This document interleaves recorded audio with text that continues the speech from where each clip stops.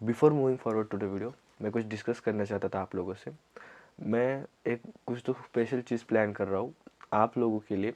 अगर आप specially Spotify users हो तो ये सब चीज़ें मैं आपको वीडियो के एंड में बताऊँगा without disturbing your video, but stay till the end, सब इन्फॉर्मेशन लास्ट में रहेगी। अब वीडियो कंटिन्यू करते।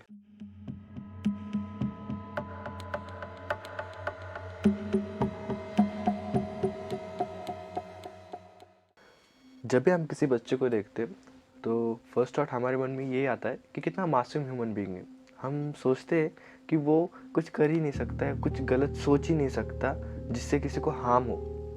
पर आज जो मैं आपको कहानी बताने वाला हूँ वो आपके बच्चों की तरफ देखने का नज़रिया बदल दे, शायद से आपको ये सोचने पे मजबूर कर दे कि ये ऐसी चीज़ें भी होती है। Hello everybody, my name is faith और आज मैं एक केस स्टडी के ऊपर बात करना चाहता हूँ रिवॉल्विंग अराउंड अमरजीत साडा। तो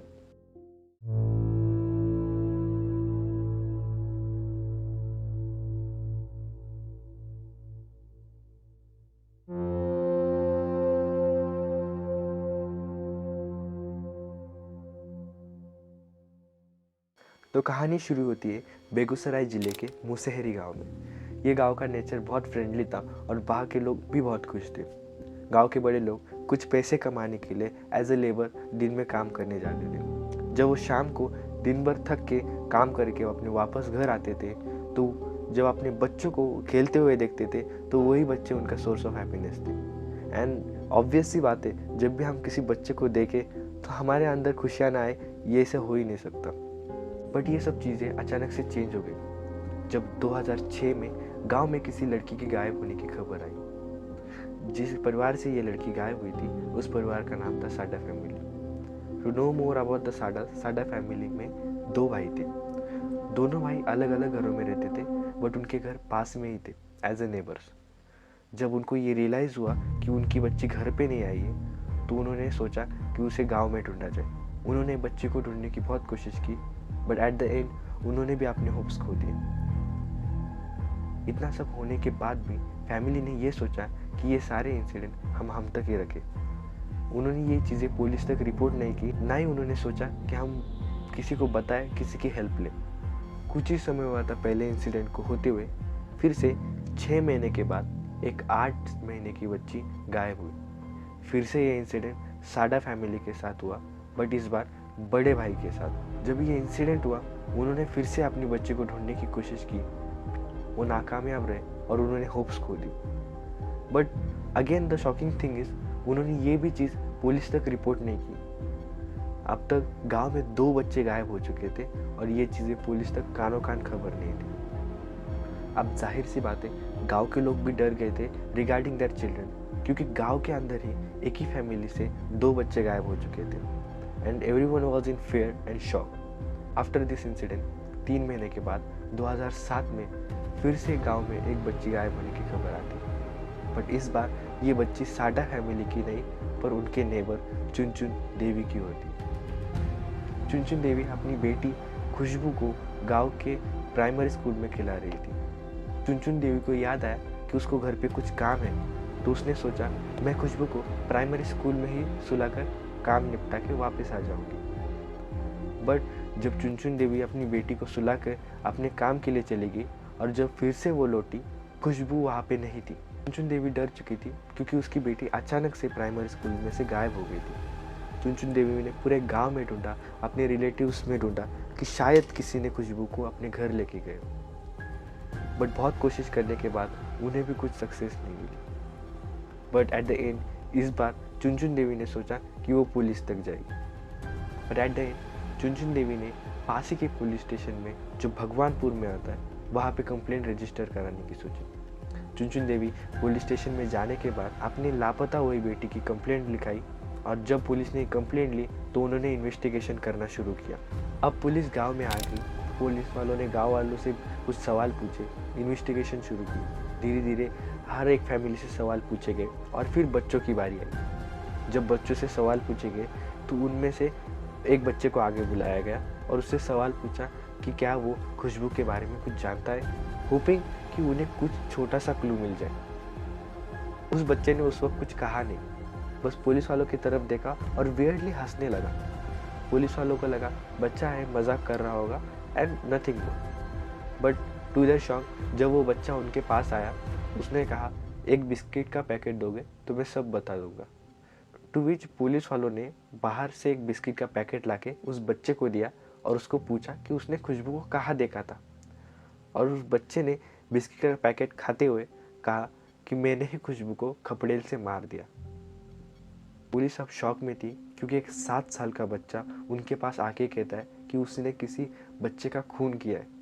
टू एवरीवन अराउंड देयर अपने शॉक और डिसबिलीफ में थे कि ये बच्चे बोल क्या रहा है। तो आउट ऑफ क्यूरियोसिटी पुलिस वालों ने ये पूछा कि तुमने उसको रखा कहाँ है। तो उस बच्चे ने पुलिस वालों को गाइड किया और एक सुनसान सी जगह पे लेके गया एंड एक झाड़ी के टुवर्ड्स पॉइंट आउट किया और कहा कि मैंने खुशबू को वहाँ दफना दिया। जब पुलिस वाले वहाँ चेक करने गए तो वहाँ पे उन्हें एक गड्ढा मिला कवर्ड विद ड्राई लीव्स। उन्होंने जब वो घास फूस हटाई तो उन्हें वहाँ खुशबू की बॉडी मिली।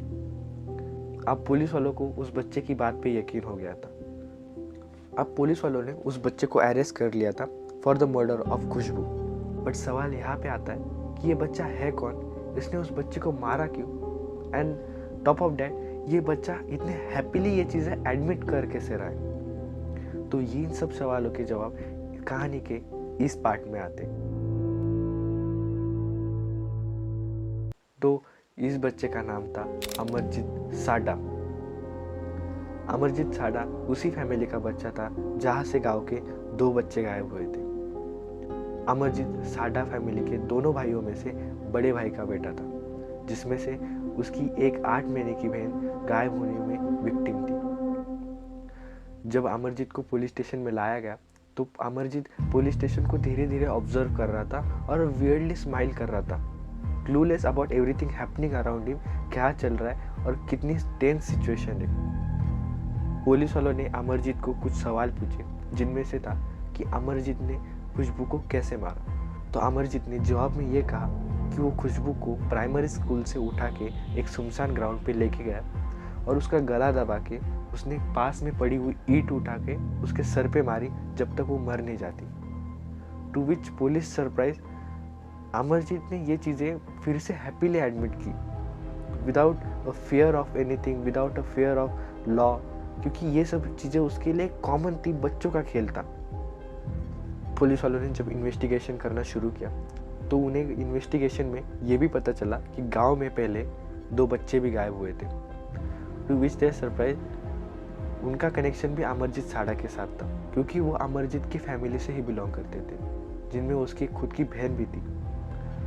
जब पुलिस वालों ने जाके पूछा कि उन 2 बच्चों का क्या हुआ, तो अमरजीत ने उनको रिप्लाई में फिर से कहा कि एक बिस्किट का पैकेट दोगे तो मैं फिर से सब बता दूंगा।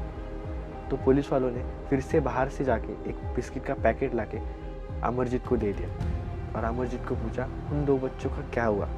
अमरजीत ने आंसर में कहा कि उन बच्चों को मैंने ही मार दिया। अब यहाँ पे ये चीज़ें इतनी हॉरिफाइंग नहीं लगेगी, क्योंकि आगे मैं आपको जो चीज़ बताऊंगा वो ज़्यादा टेरिफाइड है। ये सब चीज़ें होने के बाद अमरजीत की फैमिली को बुलाया गया और उन्हें बताया गया कि उनके बेटे के हाथों क्या क्राइम्स हुए।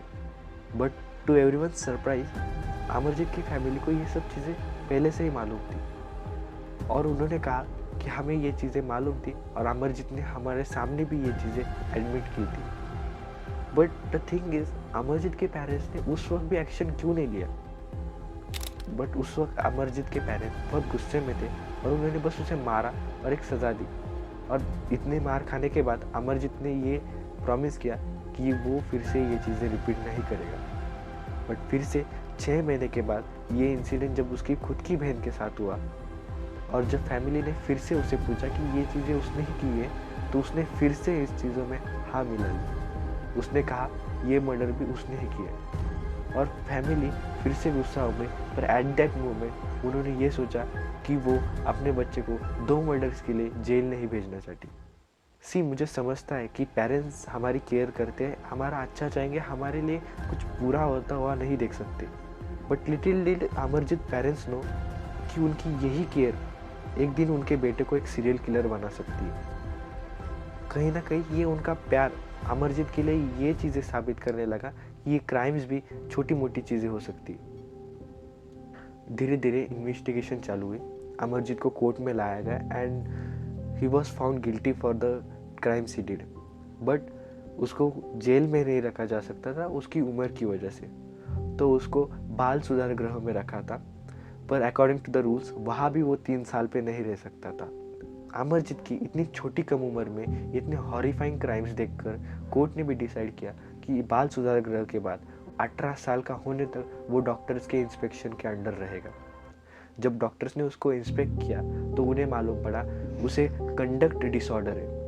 कंडक्ट डिसऑर्डर में जो पेशेंट्स होते हैं यूजुअली हम उन्हें सैडिस्ट भी कहते हैं। सैडिस्ट वो लोग होते हैं या कंडक्ट डिसऑर्डर उन लोगों को होता है जिन लोगों को दूसरों का पेन देख के खुशी मिलती है, दूसरों का दुख देख के खुशी मिलती है। जब अमरजीत को पूछा गया था कि वो ये सब चीज़ें क्यों करता है, उसके पीछे का ये मोटिव क्या है, तो अमरजीत ने भी यही जवाब दिया था कि उन सब चीज़ों के पीछे उसे मज़ा आता है। He loves seeing others in pen. जब अमरजीत 18 साल का हुआ तो उसे रिलीज किया गया।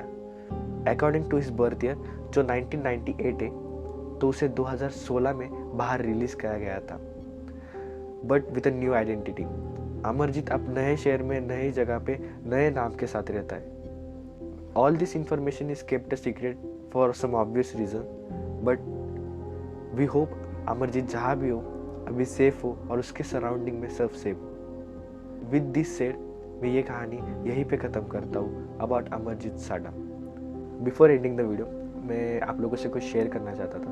मैं बहुत दिनों से प्लान कर रहा था कि ये वीडियोस जो मैं यूट्यूब पे अपलोड करता हूँ regarding crime stories, crime documentaries, मैं इनको as a audio format Spotify पे पॉडकास्ट में अपलोड करूँ। अगर आप चाहते कि स्पॉटिफाई के आइडिया के ऊपर मैं काम करूँ तो इस चैनल पे जल्दी से जल्दी 500 सब्सक्राइबर कर दो and make sure you hit the bell icon. अब मैं मिलूँगा आपको एक नए वीडियो के साथ। Until then, bye.